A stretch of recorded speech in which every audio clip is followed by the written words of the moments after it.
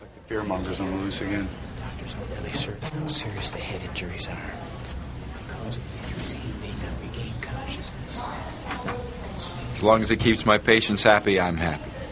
Hey, cheer up. It's a beautiful day. None of my patients died. Another $3,500 in the bank. And you're buying lunch. You know, Carl, some people might find you obscene. As long as you're not one of them. Oh, really? Dr.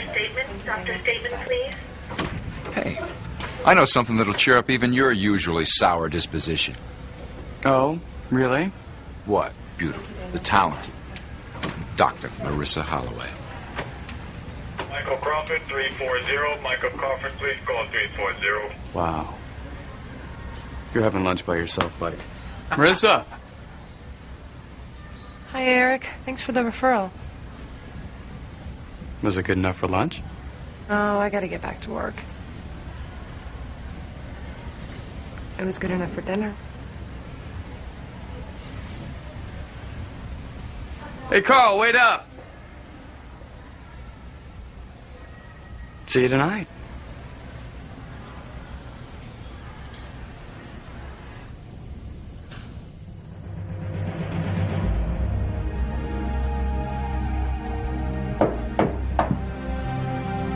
Cement!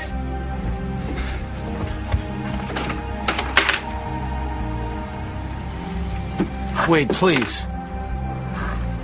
Don't shut the door in my face. Then you may want to stand back a couple of feet. Eric, wait. Look, this isn't easy for me.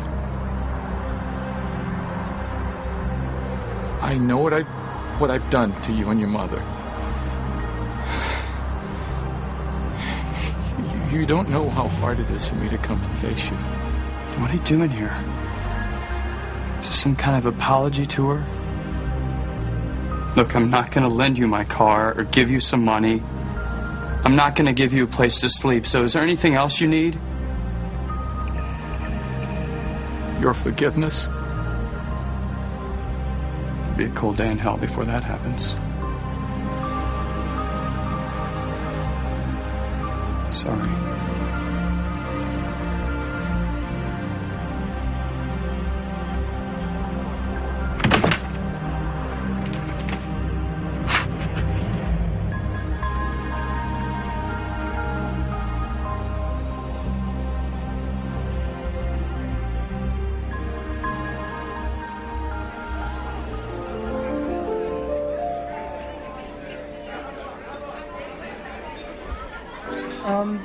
Well, hell doesn't exist. At least that's my theory.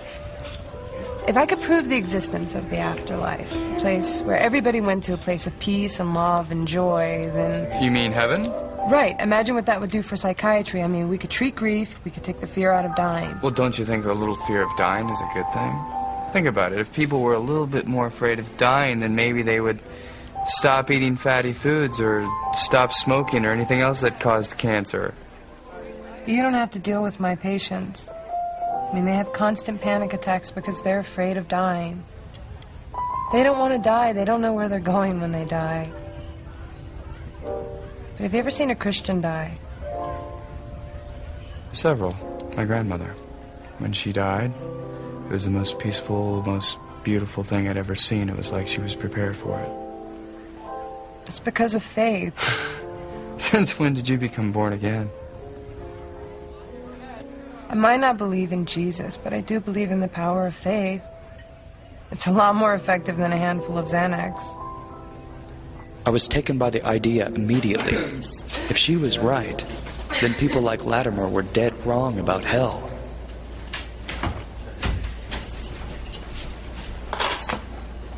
What are all these? Oh, those are drawings of heaven by children I work with. They've all had near-death experiences. Wow.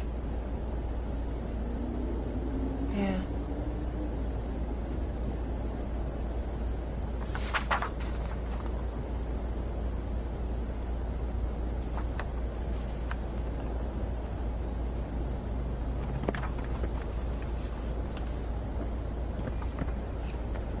Pretty intense children. No. This was drawn by an artist I worked with. He had a near-death experience after a drug overdose. He claims he saw that creature in hell.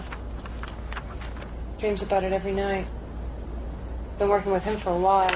I wanted to show you this, though.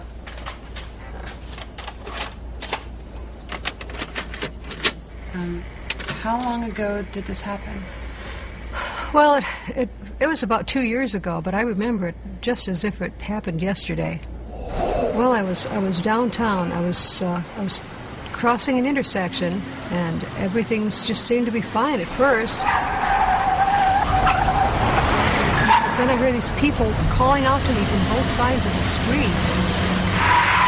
It sounded like they were panicking. And I heard this car coming toward me, but I had no idea how to get out of the way. Oh my gosh! What happened then? It was just the most beautiful experience. I can't even describe it. I could see. I started floating over my body, and I could see people running towards me. And one of them was a doctor, and she started working on me right away. So you floated above your body. And before I knew what was happening, I was in this tunnel of light. And then I saw a glimpse of heaven. It was just so beautiful. Even in my mind now, I can't forget that image. It was like nothing I've ever seen before, and I wanted to run to it. I knew that Jesus was waiting for me. But then I stopped.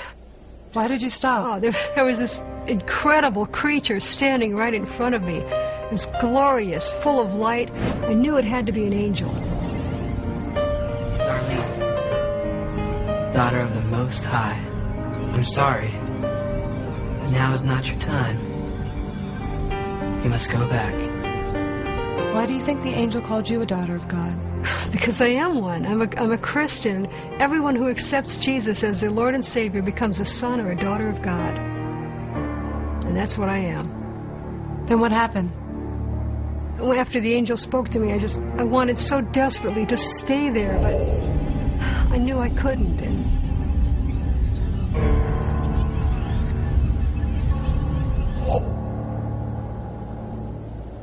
everything went black, and I couldn't see anymore, and I came back to my body, and it was over.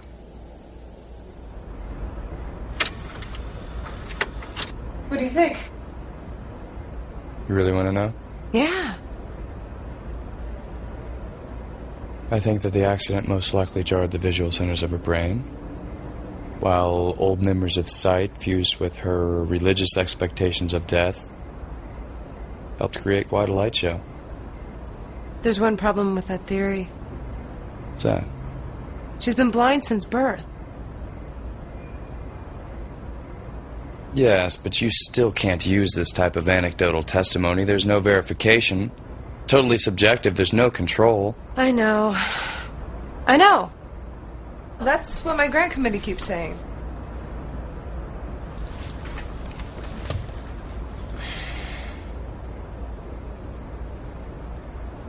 So then how do you expect to prove anything?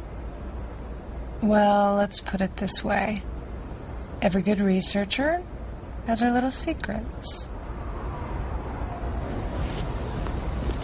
During my near-death experience, I discovered Marissa's little secret. She had placed a sign on the hospital roof to help verify whether someone was truly having an out-of-body experience. Tad Garrison saw the message, but I didn't believe him.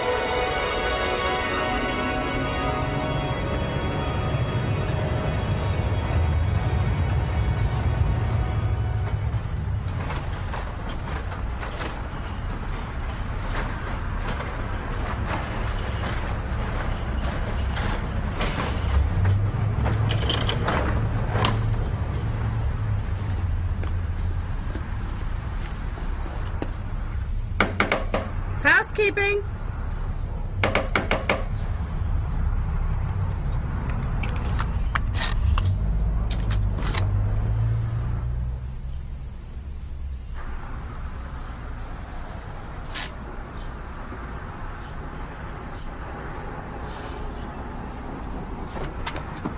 I always imagined that when I found out about my father's death, it wouldn't matter.